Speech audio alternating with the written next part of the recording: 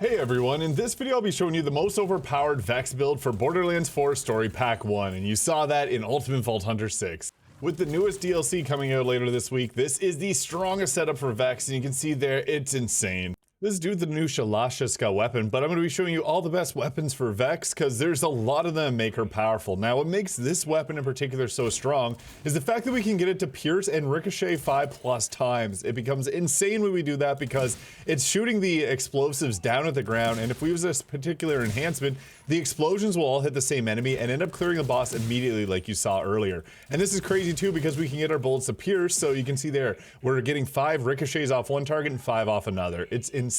If we use an enhancement here that increases our Torg license damage radius, this is how we're getting insane damage because basically these are just going to be chaining around and exploding on the boss themselves. And the best part about this is it'll also trigger bleed from Vex, so you can get some insane damage numbers going. On top of all of this, we also have insane life steal, so we're very tanky and high damage. I'll be taking you through the entire build here, first starting off at level 1. Now, we got a couple great options. You could go kinetic for the lifesteal on here, but I do think later on it's end up being better using grave sights here. That's going to give us increased critical hit damage. Now, anything that's got 3 stacks, we can turn to 6 stacks once we grab Grave's power, so that ends up being 90% extra critical hit damage and gun handling, which is insanely powerful.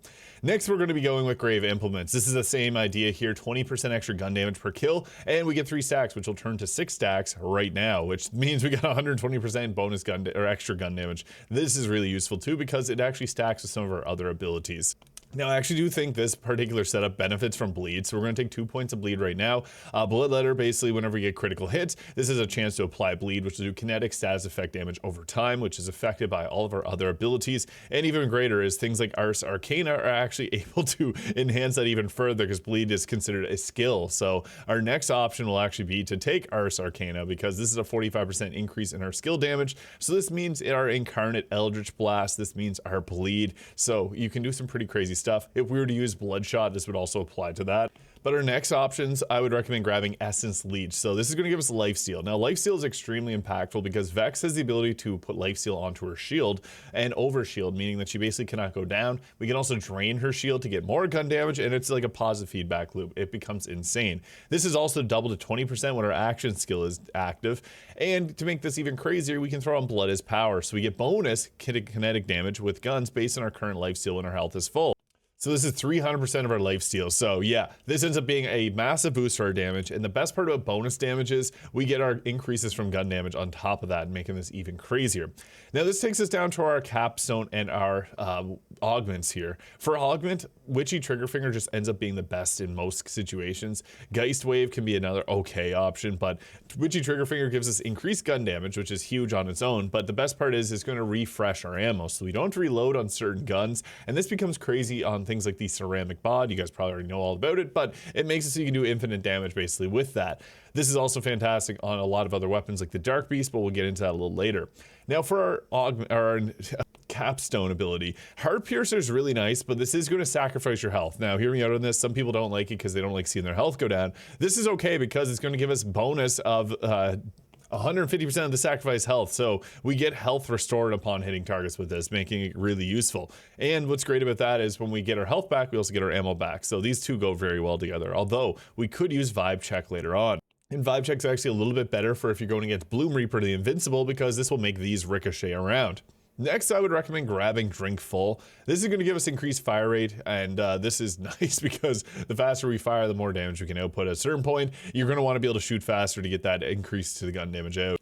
But what's good about this too is that we're going to be shooting faster, so we can then set up Mortal Terror a little bit easier. So this gives it a chance to activate our kill skills when we critically hit enemies. So this is crazy because these are going to get impacted. And the best part about it is our shotgun can actually trigger or when we use the shotgun ammo on a certain gun, it actually, the Shalashka makes it so that we get a ton of crits and basically max out our kill skills immediately. So this is really nice. Now, you can get some benefit from using Keen Mind, especially if you're blasting away with Heart Piercer, but I don't find it to be the best choice.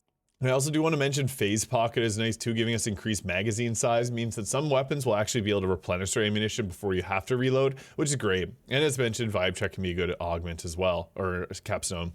Strike Me Down. This is actually, you can put a point into this. So basically, if we were to normally go down, we'd bounce back up and deal a huge amount of damage in area of effect. This is actually really good, so I'd recommend actually just investing the point into taking it. Now for our final 10 skill points, I think the best thing we can do is max out our Bloodletter, because this gives us massive damage over time, and we're going to actually do quite a considerable amount of bleed damage. You may have saw at the start of the video the boss's health bar got chipped down quickly. We can also take material components, which gives us a boost to our kinetic damage, but I do think at this point it's probably better not to deal with that and actually come over here and take like the conjunction. This will give us increased gun damage the more full our shield is, and damage reduction the less full our shield is. So this can be a good boost to our overall damage. I do want to mention that 1 point into Guns and Needles is really nice. This will give us a kill skill, which is activated with Mortal Terror, which will replenish our Repkit. This is another thing that lets us get our action skill back, so it all fuels together really well. I also do want to quickly mention that you could put on Enhancement here, giving us 37.5% bonus damage whenever our action skill's active, and we're going to have it active often. Although if you want less setup, you could just go with the material components here to give yourself that kinetic damage boost, and it's pretty useful too. Another consideration is the Leeching Attunement if you want to have a little extra lifesteal on the Shalasha, although I don't think that's much of a concern. So if you really want to jack up the extra damage, you'd put on Enchantment here and just make sure that you have your action skill active as much as possible. And then we'd put our final point into Guns and Needles just to give ourselves more Repkit replenishment. This takes us to our class mod, and there's only one answer here. The Teen Witch class mod may be the craziest class mod in Borderlands history, because this gives us lifesteal under our shield and overshield. Basically, you can't go down. This is really, really good. I also like to get ones with Grave Thirst as the roll, so we have 2 points into our conjunction there for more gun damage, the more full our shields are.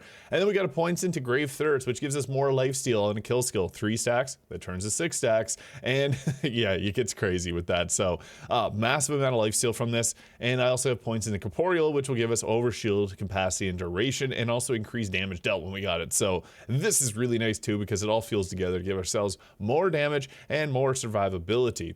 There are other options for class mods, like there's even like the Purple Scion ones, but it's just way better to go with the Teen Witch in all honesty.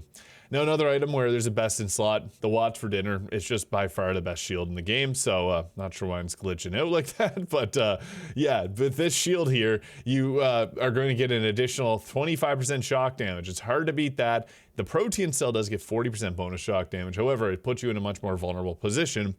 I also do want to quickly mention the Timekeeper's new shield, although we do have things that are going to see lifesteal. If you want to use a different enhancement, you could swap that, or a different class mod, you could swap that out.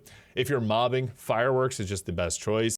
This will give you rockets that home in on enemies, and it's really nice if you don't want to use Watch for Dinner. I'm also going to mention the Super Soldier. Despite getting a slight nerf, it's still very good on a Vex build, but Watch for Dinner just ends up being the best, and especially if you can get the Amp with 35% of Drained Shield for 150% gun damage, that is the best roll, but it is a very hard one to find, so don't be upset if it's like you don't get that, because it's not going to make a massive difference. As long as you just get that 20%, as long as you got a Watch for Dinner, it's going to be good. Now for our enhancement, there's a few really good ones. Now if you want to use the Shalasha or any type of Torg weapon, this is going to be your best choice, because this gives us increased damage and radius. That radius is massive as mentioned, because when we get the multiple chains around, it's going to be exploding them large enough to hit the boss multiple times, doing crazy damage. There's also the classic Jacob's blind box here. If you can get one that gives you increased ricochets by 1 with Jacob licensed properties, that is really good. That'd be like your best, other than obviously this one here being really good. There's also like the Quicksilver, which can give you a 100% critical hit chance if you're using like the Golden God shotgun, but I don't love that playstyle much. I do think the Stud Finder or the Blind Box for Jacobs is the best. For our grenade now, our Ordnance, I still think the critical hit knife is the best choice for Vex. Giving her one considerable option to get crits is really nice when this gun will ricochet around when you get crits. So find the largest enemy, the easiest to hit, throw 3 of these into them for a 90% crit chance, and then pretty much every one of these bolts is going to be chained around and exploding and just wiping everything out. So that's probably by far the best choice. You could go with other options if you want, but I wouldn't recommend anything other than that. You can, but again, critical hits empower this build so much, so we want to have those. Now for our Repkit, I have one here that gives us 30% lifesteal. This is really fun. You can also go with Enrage for 30% damage dealt increase. There's even ones that increase your splash damage or amp. I would recommend the splash damage, but Leech is great too. This basically is a panic button. You don't go down. Now for our firmware, high caliber is by far the best choice. Piercing bullets are crazy because you have 2 enemies lined up with Jacob's Ricochet. It's going to pierce and ricochet, so you get insane amounts of damage out. This also gives 10% more gun damage. We don't really care about that. It's a piercing that's just so crazy. We do have a gun that naturally pierces though. And Deadeye, 2 points into Deadeye. If you just want to stick with the Dark Beast, you can do 3 Deadeye for the increased critical hit damage, and then 2 points into High Caliber. This brings us to weapons, and as mentioned, the star of the show is Shalashaska. This weapon is just insanely good. So it's going to have, basically, don't reload your gun manually. Auto reloads will increase your ricochets by 1. This is a Metal Gear Solid reference. Love it, Ocelot. So great. Now you want to find one that's got the Torg license impact magazines, the dataless loader shotgun, and it's Jacobs. So those are the 2 rolls that you want to be looking for. If you can't find that, it's not the end of the world, but this is going to be the highest damage version. There's actually ones that have a higher DPS too, so you can find some pretty crazy ones. I also do want to mention the Dark Beast. This is crazy good. We don't know exactly what enemies are going to be fully in the DLC, but if there's vile ones, this is going to be our best way of dealing with them, because not only, I guess the Jacobs here will too, but this one will explode on a 20% chance, so you're very likely to just blow things up. Also, if you can get the shotgun loader, that's going to be the better choice for the Dark Beast. You can also get an Elementor Swapper, which is great. The bod, don't need to talk about it too much. The stickies, use your Eldritch Blast to keep refreshing your ammunition, because these will get 15% damage for 5 pellets that hits the target, so you can scale up the damage an insane amount. Stray Sniper Rifle, this is a really good sniper. It automatically will aim in on targets. You still have to aim for the main pellet, but 2 of them will automatically find their targets, and it can come with Ripper and Jacobs for the best roll. Now, I do want to recommend a mantra. I have a ton of them here, but if you can find a mantra that's got the Jacobs license part alongside the Ripper part, it's probably the best weapon in the game aside from like Shalashaska. The Complex Root Sniper Rifle is also great because it can come with a variety of different elemental rolls, and it's going to have the Jacobs so you can chain that around. I also do want to mention the Wombo combo. This gun is fantastic, especially if you're doing any type of vile crystals and just want something straightforward to use. TK's Wave, also a fantastic weapon. Even better if you can find it with the Ripper parts, but the damage from that is insane. And I also just want to quickly mention the 7th Sense pistol, but our best is Shalashaska. And for our specializations, now with caffeine, is going to be one of the best, giving us 25% action skill cooldown on a Repkit use. With triple bypass, we get 75% back, ensuring that we get our action skill back immediately. 50% gun damage increase from really this, too good to give up. I also like Honed Mind to give ourselves action skill critical hit chance and additional damage on those crits, and I'm a Gun, which will take those damage increases and put them on our Eldritch Blast, so you want to spam your Eldritch Blast. Now, you can take this off or take off a Honed Mind and then throw on something like the Best Defense, which will give you 30% extra damage dealt when your health is full, which is really nice too. It's just a big boost to our overall DPS. So you can tell how many ricochets you're going to have on your, by just looking beside your name there. Oh geez, we killed him really fast. So yeah, you can see there how fast we take him out. If you're looking beside the name, you see the yellow gun with the 5 beside it. Look for that. That's going to be how many ricochets you have. It builds up if you reload, or don't reload manually and just shoot and automatically reload.